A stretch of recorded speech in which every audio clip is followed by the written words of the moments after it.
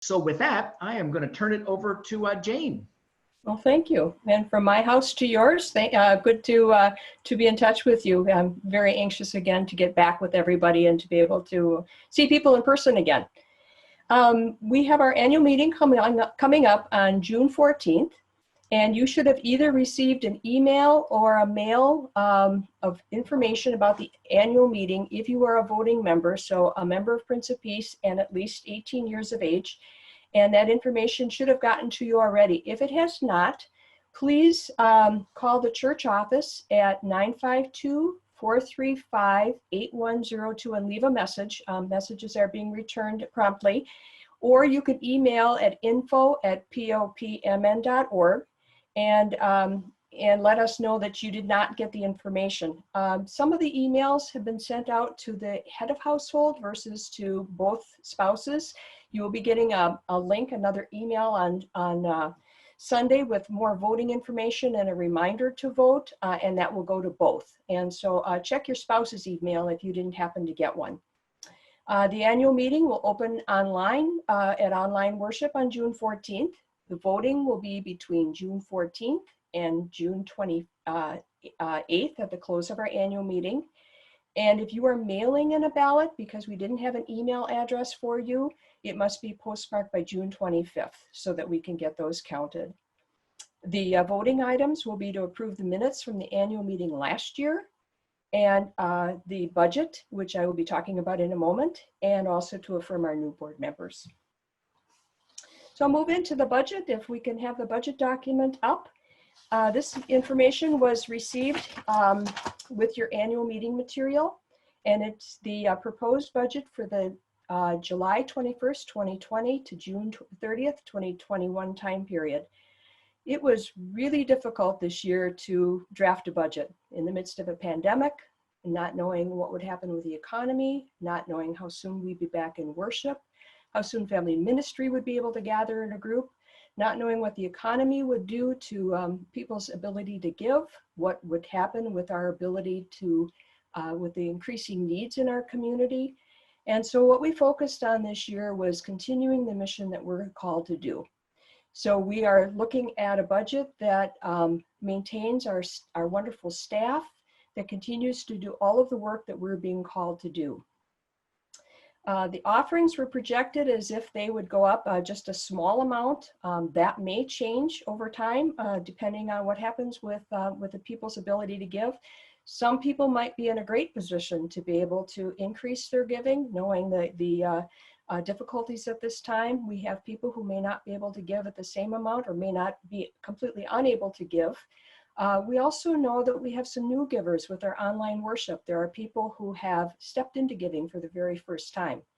So the budget right now is to preserve the ministry so that when we are on the back end of this pandemic, that we are in a good position to be able to move forward and to look ahead instead of trying to catch up or backfill what we have lost. We are really blessed to have operating reserves. We have a healthy savings account at this time, which is going to give us a cushion so that if the numbers would slide, we still have ability to move forward.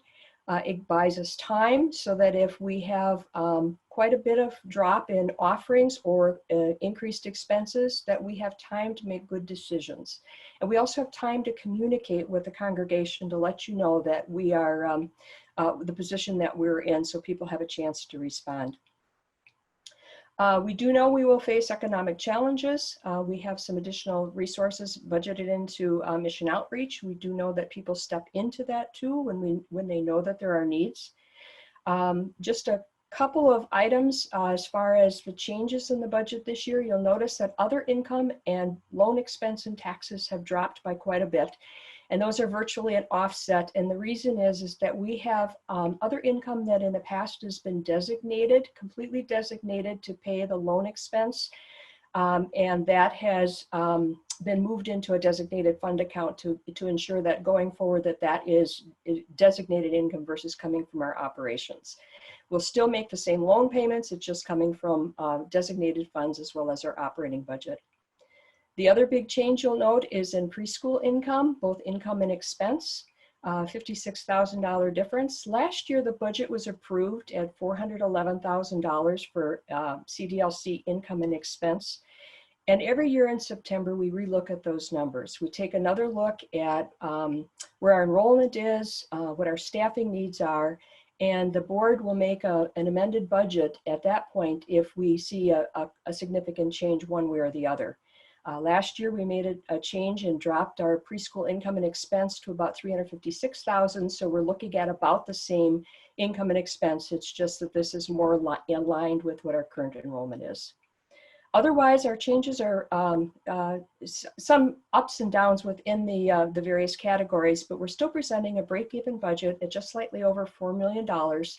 And this is coming from our, this has gone through both our finance committee looking at the budget and as well as our board of directors, and it's coming unanimously recommended to the congregation. So if anyone has any questions, please use the chat function and be happy to answer those.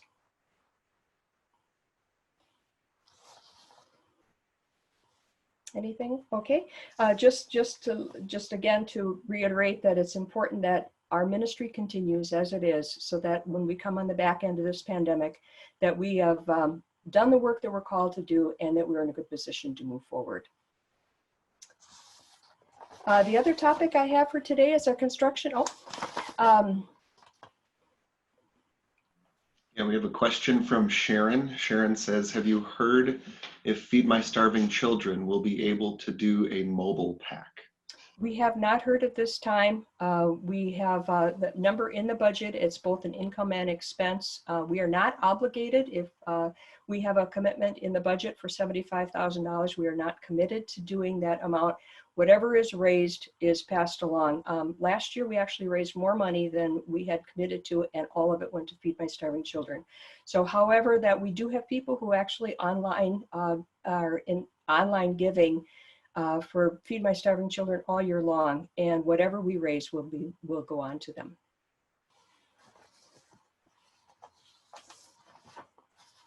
Okay. And then I'll give a quick construction update. It feels like forever since we first started to launch our capital campaign. We were all set to get everything started by the beginning of May.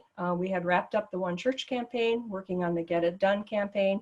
All the packets were assembled, ready to go, and we were hit with the stay-at-home order from the governor for the pandemic.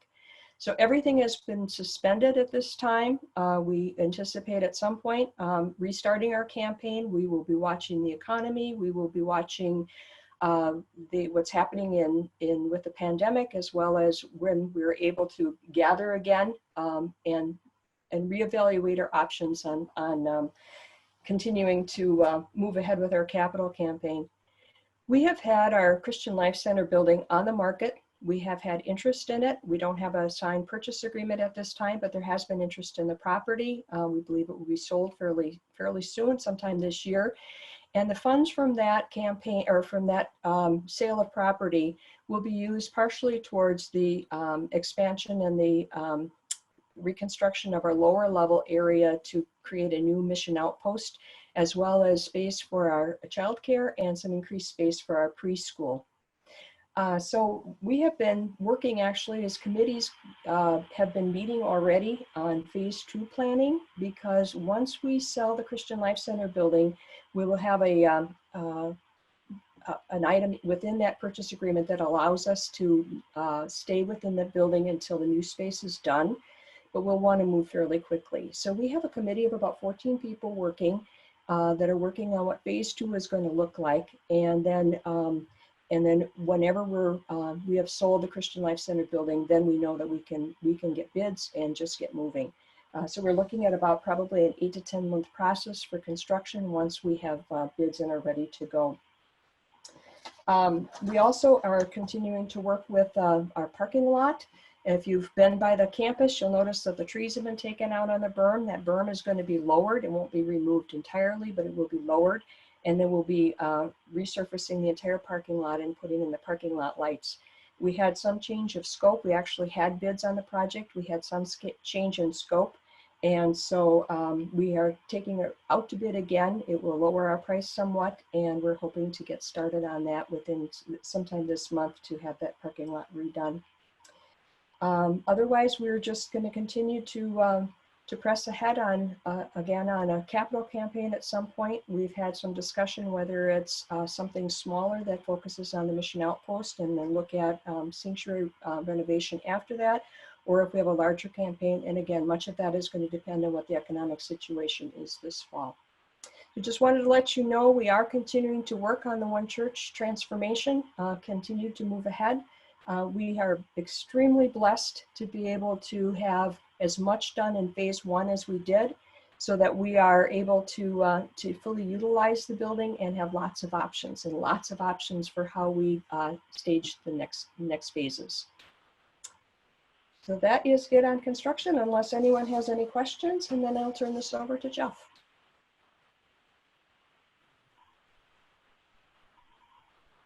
Any questions at all for Jane about the annual meeting, about the budget, or about construction? And if you do, please use the chat function, and if things come to you later, we're more than happy to respond by email as well. All right, seeing none, let's move on to talk a little bit about the campus closure. Oh, we do have one.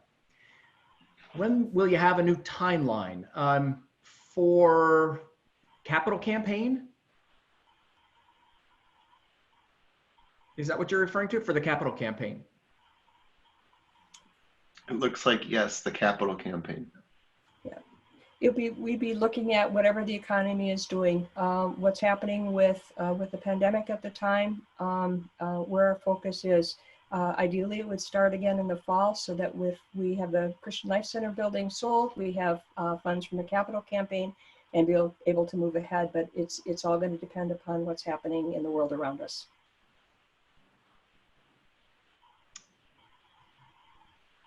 You're welcome. All right, a little bit about our temporary campus closure. Friends, when I walked out of my office in the middle of March, I never dreamt that here in June, I'd still be working from home and we would still be doing worship virtually. But that is the reality in which we live. If you are not aware, we are continuing to do virtual worship until July the 11th is the next time we will, at the latest, make an announcement about where we stand. We're not proclaiming a date as to when things will open and when we'll be back in worship again, because the landscape changes too quickly. And so we're seeking to evaluate as time goes on. We're listening to our denomination. We're listening to other churches. We're listening to our governor, and we're listening to medical experts to determine when it is best for us to gather again and how we can gather again, in what form. We've had lots of conversation about contingency plans. If I'm not mistaken, we're looking at our air filtration system right now. We've talked about cleaning our campus. We've had lots of conversation about how, if we reopened live worship, we would configure the sanctuary to make that safe for people. But at this point in time, we do not believe that it is safe both for worshipers and for our worship team to be back in the worship center. And again, we will reevaluate that. We are reevaluating that on a regular basis, and we'll make another announcement no later than July the 11th. Our staff is on sabbatical the week before, and so Jane and I are in constant communication and will continue to be, along with our board of directors. Ministry is still happening in some remarkable ways. I am so proud of our staff and the way that they have adapted so quickly and so well to changing circumstances. So lots of ministry still happening on a regular basis. If you have needs, please call the church office and leave a message. If no one picks up, we are checking that phone regularly, and your call will be distributed to the appropriate staff member. We are able to do pastoral care, at least in this format, if not on the phone. We're now able to make hospital visits. There are resources through the Mission Outpost. If you find yourself facing economic challenges, we have food available. Please take advantage of that. And if you know folks in your community or neighborhood who are in need. Please let them know about the continuing functioning of the Mission Outpost to provide support through these challenging times. Our ministry will continue to make plans for the fall, but we're having to figure things out as we go and trying to make decisions without a lot of information. And so somebody used the phrase not long ago, there's a lot of ambiguity fatigue on behalf of the staff. And I think that's pretty accurate. There is so much ambiguity about where we are and how things are going to be next week, next month, that it's very, very difficult for us to make consistent and definitive plans, but we'll do the best that we can. Someone asks, do you think we'll have virtual services even after we open? And the answer to that is yes. I think the genie has left the bottle, the toothpaste is out of the tube, and we're not going to get it back in. You know, the good news here is that we are reaching many more people virtually than we ever did live. The question is, how will we do virtual worship? Will we simply stream the live service? Will we do something different? That's still a conversation. But to accommodate the virtual needs, we have brought on full-time a young man by the name of Ethan Miller, who has been on our staff for a while, but in a part-time capacity. Ethan has now been brought onto our staff in a full-time capacity. He teaches video production at Northwestern University and has worked for us in that capacity for how long, Jane? About 2-3 years? Is that about right? Correct. He is a remarkably gifted young man and has done tremendous work along with the rest of our worship and tech staff to produce the virtual worship service that we all get to experience. I'll tell you, it's so interesting to be a part of the production of it, but when I sit down with Nancy on a Sunday morning and we watch that service together, it's a fresh experience every single time. And so people say, when are we going to get back to worshiping? And the answer is we never stopped. We have continued to worship all along. Family ministry continues to do programming. Vacation Bible School is happening, but it's happening in homes and happening virtually. And we're making plans for the contingency that we will not be able to have large group gatherings on campus for students in the fall. And so again, ministry will continue based on what we believe is safest for our community. And we realize that there are lots of differing opinions about whether we should be worshiping live now, as some congregations are.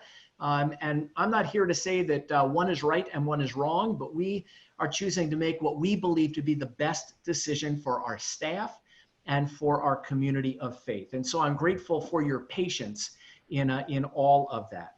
Again, ministry is still happening. Please take advantage of things as you have need. Don't ever hesitate to contact myself, Jane, any of our staff or board of directors. You can do that via email. You can do that via phone as well. Other than that, our staff is doing well. And they and I are so grateful for your faithfulness, for your generosity, and for your prayers. We are all going through a wilderness, but we're doing it together. And I'm very, very grateful for that. People have raised questions about outdoor worship. And so let me address that. We've had lots of conversation about outdoor worship. At this point in time, outdoor worship is not a possibility on our campus. Where we used to have outdoor worship, there is now a building. That's our new community room. We no longer have the technology to broadcast the service into the parking lot. And our parking lot hopefully will be under construction in the near future to be resurfaced. We have had some conversation about potentially doing a service maybe in a park before the summer is over. No definitive information about that at this point in time. But lots of folks have said, hey, it's safer to worship outdoors and to gather outdoors, which is true. Couldn't we do outdoor worship? And the answer is, on our campus, it's not a possibility at this time. But we are continuing to have conversations about that possibility in the future. Do you have any questions about anything we've talked about or anything that we have not addressed? Things that you'd like to know about? Anything at all?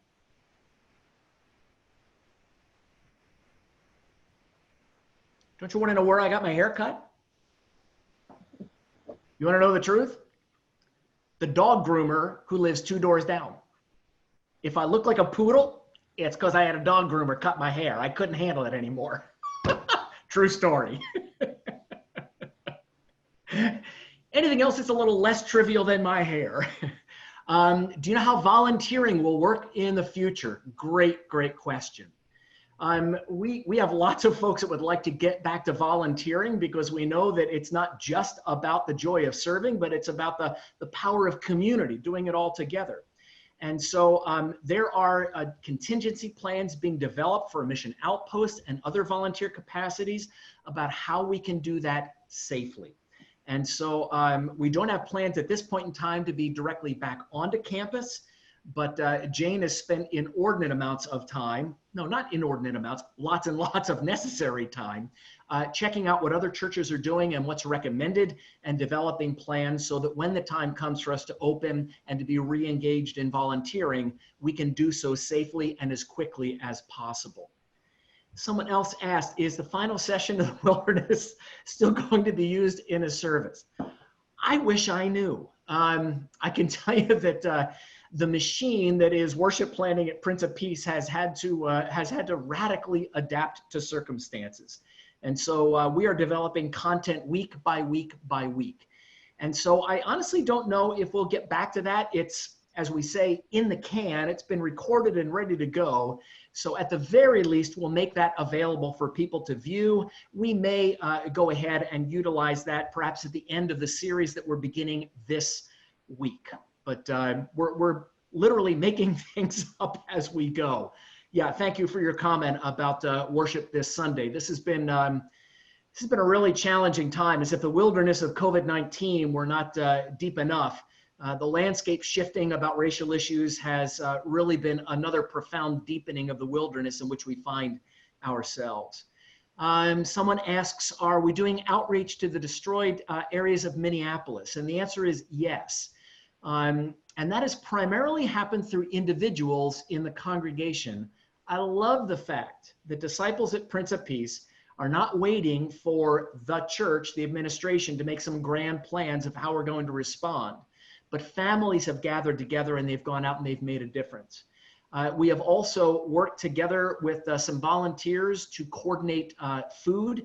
And you will be hearing soon about an effort to be able to drop off boxes or bags of food to be brought directly to some of the most critical needs in downtown Minneapolis and St. Paul. Eric Elton and a couple of our members have been working on that right now. And so hopefully you'll hear about that soon. Great questions. Anything else that you want to know about? Anything at all?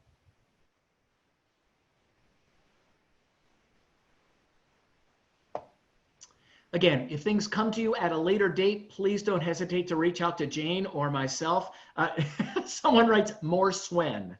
Can we ever have enough Swen? Holy cow. Yes, Swen will continue to be a part of our worship experience. And of course, he's doing WOW Worship virtually with young families. And so if you're missing more of Swen, you can always check into that as well. Someone else, Dick writes, I want to tell you how much we appreciate last Sunday's service. We've shared it with others. Yeah, thank you for sharing that resource with others. I am so grateful for the 4 individuals who were willing to share in the midst of their fatigue, their grief, and quite frankly, their anger of what continues to happen in American culture.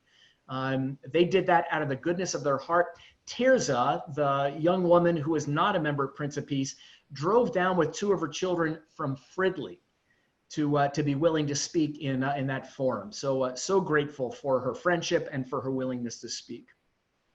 We're going to step into a new series that talks a bit more deeply about how our call to racial justice is rooted in our biblical call to love our neighbor. And that again launches this week. That'll be a 4-week series.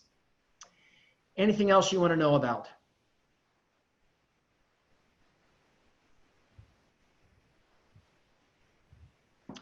Friends, thank you for being the body of Christ. Thanks for your partnership in ministry. Thank you, Jane, for all the work you continue to do behind the scenes to keep us moving in the right direction. So grateful for all that you're doing and for all of our staff's work. Go in peace, my friends, and serve the Lord.